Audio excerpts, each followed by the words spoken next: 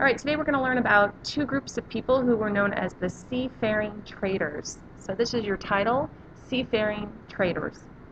We're going to learn today about two groups of people. One, the Minoans, and secondly, the Phoenicians. Both of these groups are going to make massive contributions in various forms to cultural diffusion and to modern societies. All right, let's start first of all with the Minoans. They're going to be responsible for quite a bit of cultural diffusion because they were traders who carried their ideas and goods across the Mediterranean Sea. And some of the ideas that they'll spread will include new ways of writing. The Phoenicians are most responsible for this, actually. But the Minoans are also going to spread their beliefs in the form of artwork. And their artwork will later influence cultures in Greece as well. Because if you're always worried about where your next meal is coming from, you're not going to be concerning yourselves with things like pottery or other forms of art. All right, so one of the most well-known groups of people who was responsible for cultural diffusion included the Minoans, and they lived in the Mediterranean on an island called Crete. So let's talk a little bit about Crete. First of all, Crete is located between the Aegean and Mediterranean seas. We know that obviously to go anywhere they had to build ships. So the Minoans learned how to build ships for trade along the Mediterranean. They were also known for their artwork and pottery. And we know that because they had artwork and pottery, they must have had a steady food supply. They didn't have to worry about where their next meals were coming from. So obviously they could focus on cultural development. So artwork, pottery really shows this. A lot of modern Greek culture traces its roots, in part, from Minoan society. So that's a key point to remember. One of the things that was uncovered that we know of as ancient Minoan civilization was a city that was called Knossos. And archaeologists, once they uncovered on the island of Crete this city, Knossos, it really gave archaeologists a clearer idea of how the Minoans probably lived, because we don't know for sure. The word Minoa comes from King Minos, and legend has it that this king was part human, part minotaur, or like a bull-like monster. Sounds a lot like Greek mythology, and I'm pretty sure that's where a lot of Greek mythology probably originated. All right, the ancient Minoans seem to place a great deal of value on their paintings, on vases, athletic events, boxing, wrestling, and we learn this from some of the artwork that was uncovered. They also seem to engage in a sport called bull leaping, and we're not really sure why they engaged in this sport, but it seems to have been pretty important to them based on some of the artwork that's been uncovered by archaeologists. This really does indicate that they had an advanced civilization. Again, they had a steady food supply. They weren't worried about where their next meals were coming from. Their trade allowed them to focus on cultural things like artwork. All right, moreover, much of the artwork, just like in any civilization, it really suggests in their artwork that women played a different role than in some of the typical societies that existed around then. We know that some of the women were probably priestesses. They had they served in religious functions or religious capacities in their society. And there's a lot of evidence to also suggest that some of their religious practices included human and animal sacrifices.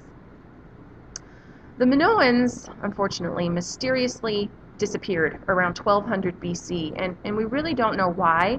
We don't know if there was a natural disaster. We know that that area was prone to earthquakes. They'd had a massive one in 1470. It was really hard for them to rebuild after that, but we really just don't know why they disappeared.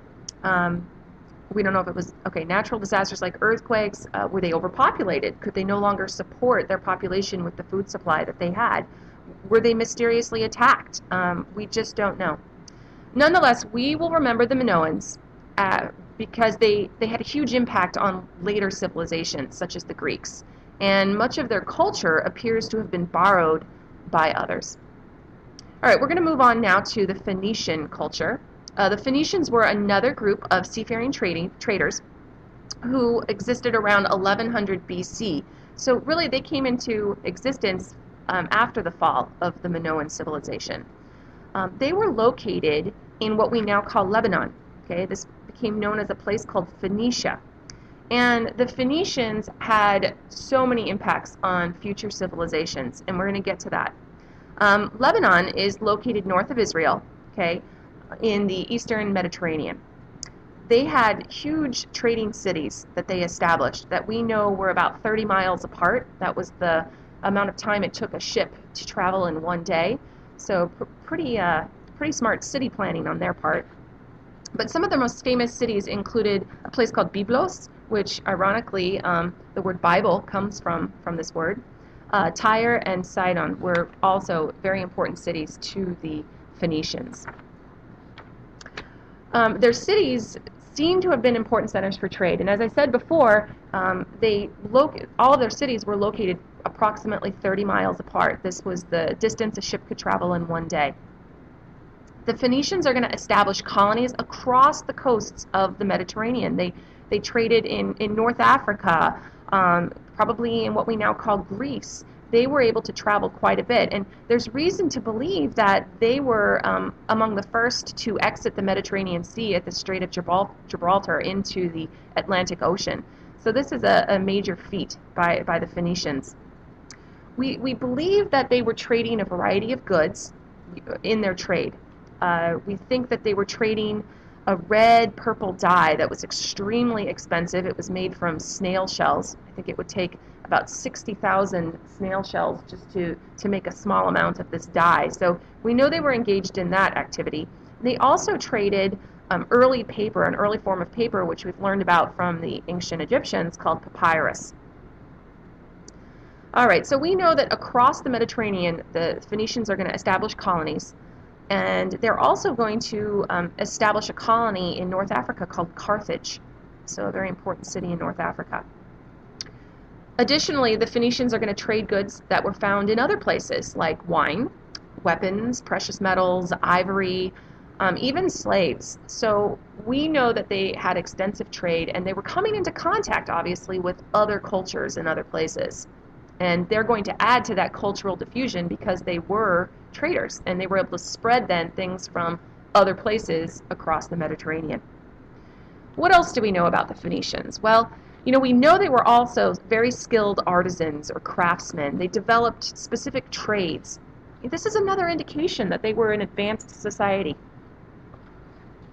All right, perhaps the greatest legacy by the Phoenicians is the alphabet. Their system of writing influenced future systems of writing. The alphabet was created by the Phoenicians, their alphabet rather, was created for bookkeeping purposes because they were engaged in so much trade.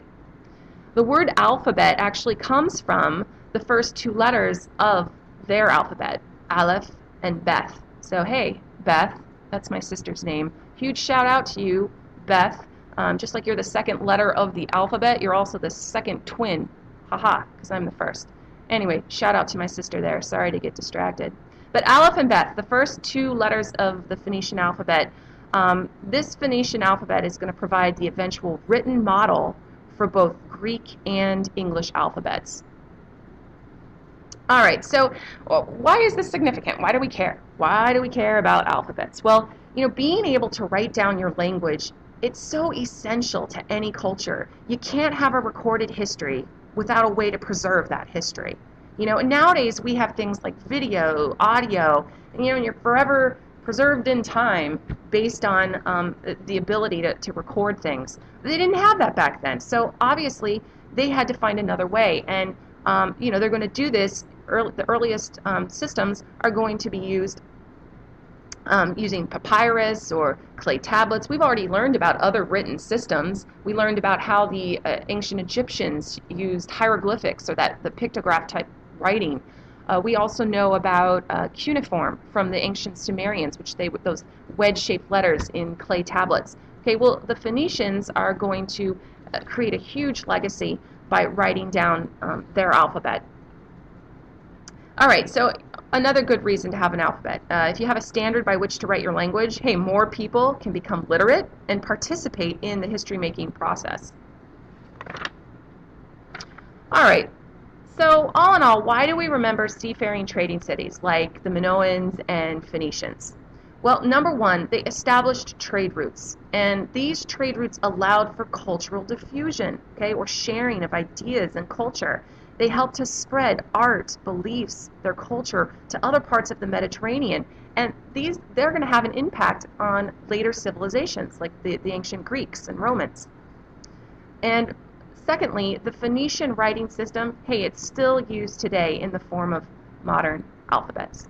All right, everyone, thanks for listening. Hope you got it all written down, and we'll see you soon. Bye-bye.